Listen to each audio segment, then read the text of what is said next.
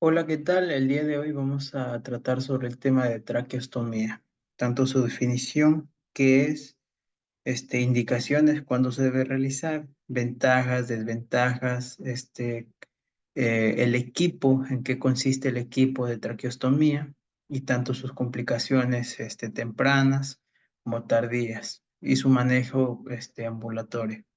Entonces, tomando en cuenta esto, pues entonces empezaremos con su definición. La traqueostomía no es más que un procedimiento quirúrgico que se puede catalogar como un procedimiento sencillo o complejo. Esto va a depender del tipo de paciente, la situación, el tipo de paciente y la técnica que se va a utilizar. Entonces, es un procedimiento quirúrgico en el cual va a haber una apertura de la pared anterior del cuello, así provocando que haya una comunicación de la tráquea con la pared cervical, con la piel cervical. Esto con el fin de, con el fin de que haya el paso de aire.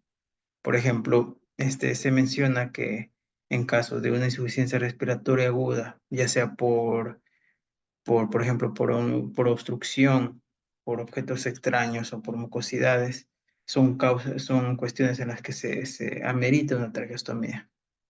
Entonces, dentro de las indicaciones, ya hablando de cuándo emplear cuándo decidirse por una traqueostomía, pues sería de las siguientes situaciones. Indicaciones principales, por ejemplo, insuficiencia respiratoria aguda por un soporte ventilatorio prolongado, que hay que mencionar que además de que es invasivo, hay un traumatismo directo. Entonces, en este tipo de situaciones se preferiría una traqueostomía. O en casos de obstrucción de la vía aérea alta, por ejemplo, ¿cuándo podría haber obstrucción? Cuando hay la presencia de un tumor de cabeza o cuello, en caso de una epiglotitis o presencia de cuerpo extraño. Entonces son cuestiones en las que se optaría por realizar una traqueostomía. Otra de las cuestiones sería el mal manejo de secreciones bronquiales o secreciones excesivas. En en las dos se optaría por una traqueostomía. Otra de las causas, se lo pondría como en su segundo escalón como la segunda causa de una traqueostomía el- sería un traumatismo craneofacial grave. En estas situaciones también pues se plantea como mejor opción una traqueostomía. Y por último también se ha tomado en cuenta los desórdenes neurológicos, por ejemplo, una poliomielitis, tétanos, en las cuales se ve comprometida la vía aérea superior. Este, Se recomienda este tipo de procedimiento. Ahora, bien. ¿Cómo se va a realizar el procedimiento? Entonces, se toma en cuenta lo siguiente. El paciente deberá estar en decúbito supino sobre la mesa quirúrgica. Hay que tener en cuenta que el procedimiento puede ser realizado dentro de un quirófano o dentro de cuidados intensivos, cualquiera de los dos sitios. Entonces, una vez que el paciente ya está en decúbito supino, se va a tratar de que el cuello esté en hiperextensión. Esto puede ayudarse mediante un rodillo o una almohada que se coloca bajo los hombros. Esto va a permitir que se logre la postura deseada. Luego se limita la zona quirúrgica, por ejemplo, límites, borde superior, inferior y lateral. Borde superior, límite borde superior, tomamos en cuenta el borde inferior de la mandíbula.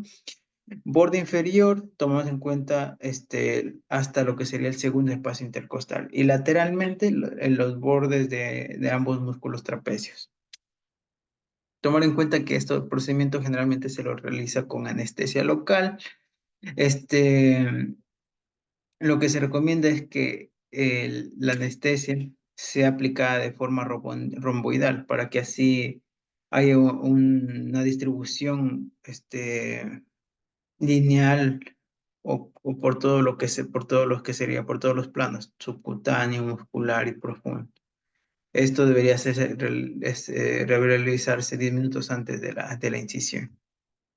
Posterior a eso, pues se realiza una incisión horizontal, aproximadamente 1 centímetro por debajo del cartílago cricoides, que se toma como referencia lateralmente los bordes anteriores de los músculos esteroidocleidomastoides.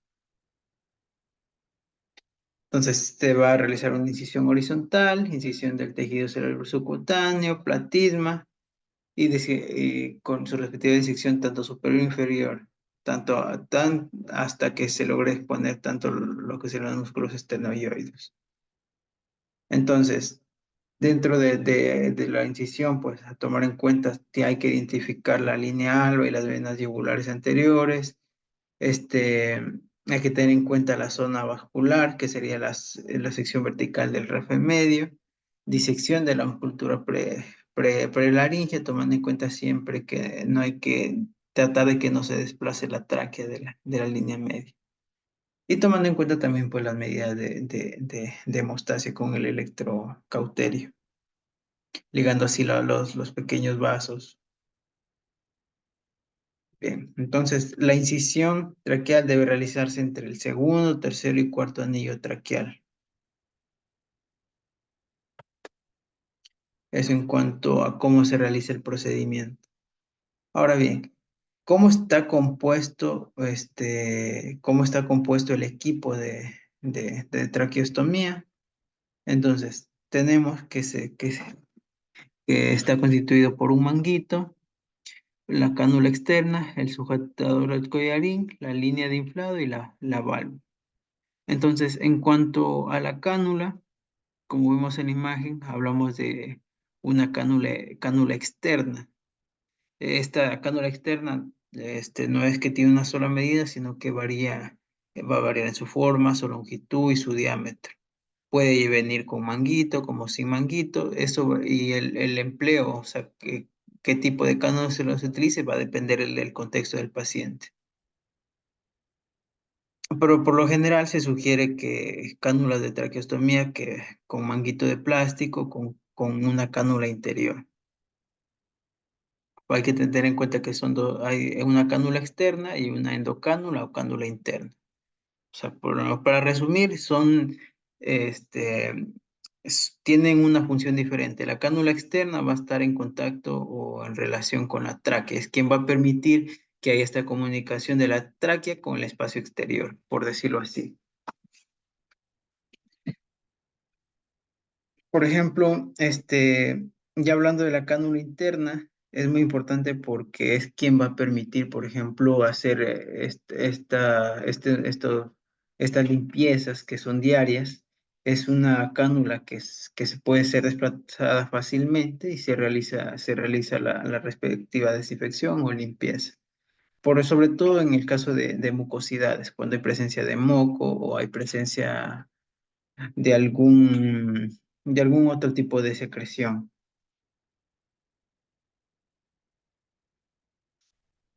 Bien.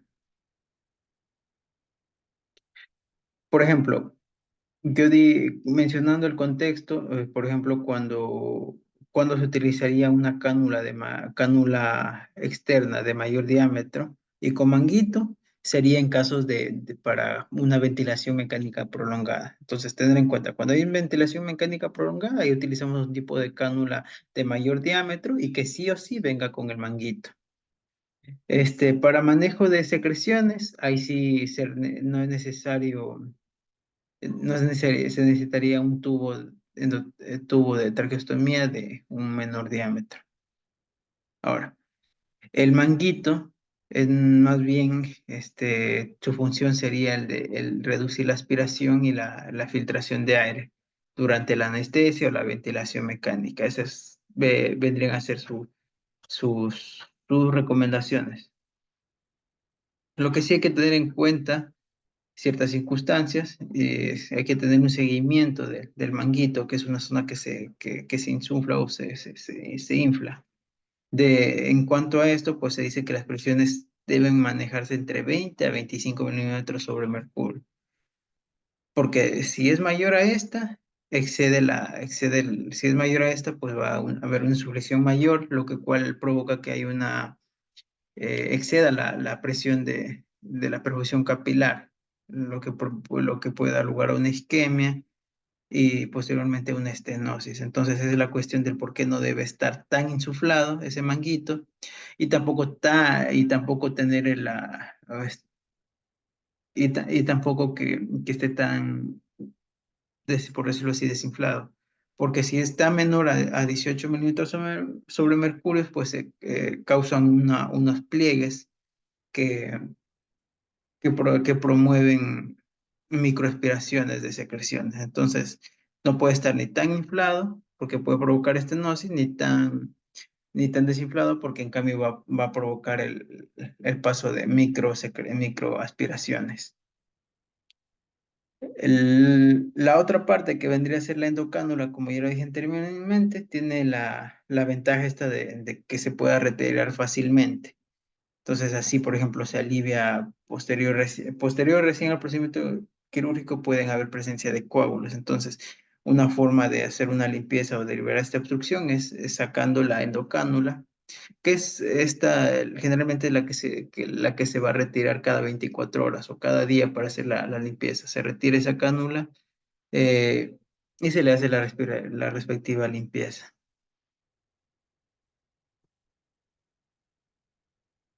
Bien, ahora,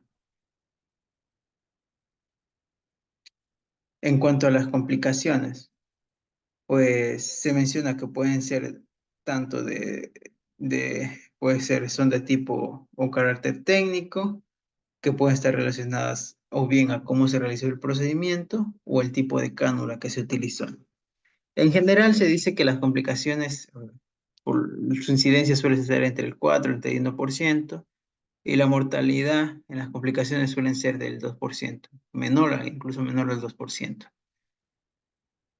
Entonces, dentro de las complicaciones vamos a tener complicaciones tanto tempranas como tardías. Dentro de las complicaciones tempranas tenemos la hemorragia, que por lo general puede ser de poca cuantía y que se puede controlar al momento de inflar el manguito de la cánula. Ahora, también se habla sobre la infección de la herida. Por eso se dice que la traqueostomía es un tipo de herida limpia contaminada. A pesar de que puede haber infección, se dice que es poco frecuente, entonces no se recomienda por lo general una profilaxis, un antibióticos profilácticos en este tipo de circunstancias. Más bien se requiere una terapia local y con eso bastaría. Y las respectivas curaciones que tienen que ser realizadas en un ambiente de asepsia y toda la cuestión. Asepsia, antisepsia. Ahora, otra de las cuestiones es, dentro de las mismas infecciones, por ejemplo, se menciona la infección traqueal necrotizante. Entonces, cuando hay este tipo de situaciones, este tipo de complicación, ahí se requiere ya una intubación orotraqueal. Y más bien, y más sumado el de desbridamiento del tejido desvitalizado. Otra de las situaciones sería el enfisema subcutáneo.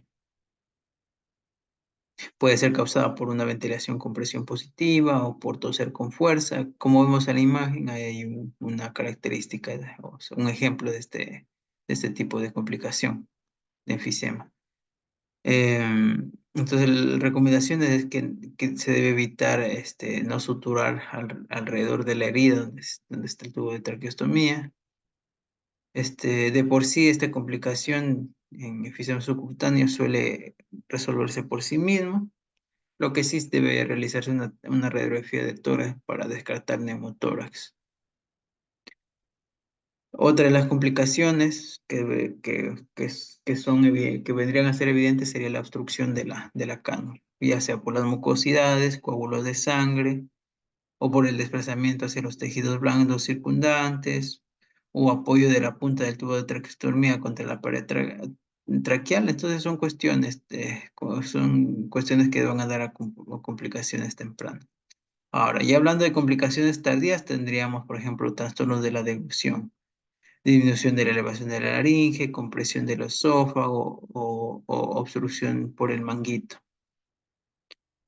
De hecho, se hablaba sobre si el paciente podría tolerar la vía oral, podría alimentarse, en este caso, por vía oral, y una de las cuestiones era estas cuestiones, el hecho del manguito o el mismo tubo de traqueostomía. Son cuestiones que no permiten una buena alimentación o ingesta. Otra complicación tardía sería la estenosis traqueal, que resulta en isquemia, desvascularización y la erosión química. Puede ser, por ejemplo, una de las causas sería que hay una hiperinflación del manguito, como ya lo dije, que por eso es que tiene que haber un seguimiento del manguito para que esté dentro de, mm, de sus rangos de inflación o de cómo debe estar insuflado. Em, entonces, una estenosis traqueal puede darse por una hiperflación del manguito o por una angulación rígida del tubo de traqueostomía. Y por último, otra sería las fístulas tráqueo-innominado, que es una complicación urgente, pero rara. Rara vez se ve este tipo de casos. Por ejemplo, se mencionaban factores de riesgo para ese tipo de fístulas, por ser una confección baja de la traqueostomía, una alta presión del manguito o excesiva movilidad del tubo de traqueostomía. Son factores que pueden dar lugar a esta fístula. Entonces, más que todo la fístula se da porque hay una presión directa de la cánula contra la arteria innominada. Tomar en cuenta los signos de infección, que siempre inflamación, calor, rubor y salida de material purulento. Son cuestiones que se toman en cuenta, pues, en el caso de la infección. Como ya lo dije, las limpiezas en este caso no son tan complicadas, se realizan cada 24 horas, eso sería la cánula interna. Este, mm, y en cuanto al caso de la cánula externa, no es necesario hacer su cambio en poco tiempo. Por ejemplo, se dice que entre unos 7 a 14 días de haber por primera vez haberse le realizado traqueostomía, es decir, en ese tiempo puede realizarse el cambio de la cánula externa. La limpieza de la cánula también, si no es por cuestión en tiempo, también puede tomarse en cuenta la limpieza cuando hay obstrucción, por ejemplo, ruidos fuertes o dificultad del pase de aire. Ya como yo le dije, puede ser porque haya presencia de mucosidades o presencia de coágulos. Y bien, en cuanto a la alimentación, como ya lo dije, puede el paciente puede tolerar la vía oral, pero es en pocos casos. Una de ellas es por cuando se infla esta estructura que es el manguito, entonces no permite que haya una correcta deglución. Entonces son casos en los que el paciente de por sí no va a poder alimentarse bien, va a haber una insuficiencia en la deglución. En cuanto al manejo, el manejo, como dije, ventajas dentro de ellos es que el paciente puede realizarse posterior y a una capacitación dentro del ámbito hospitalario, puede realizarse las respectivas limpiezas dentro de lo que sería el ambiente ambulatorio en su hogar, siempre y cuando, pues, tomando en cuenta las normas. Eso en cuestión a las traqueostomías. Gracias.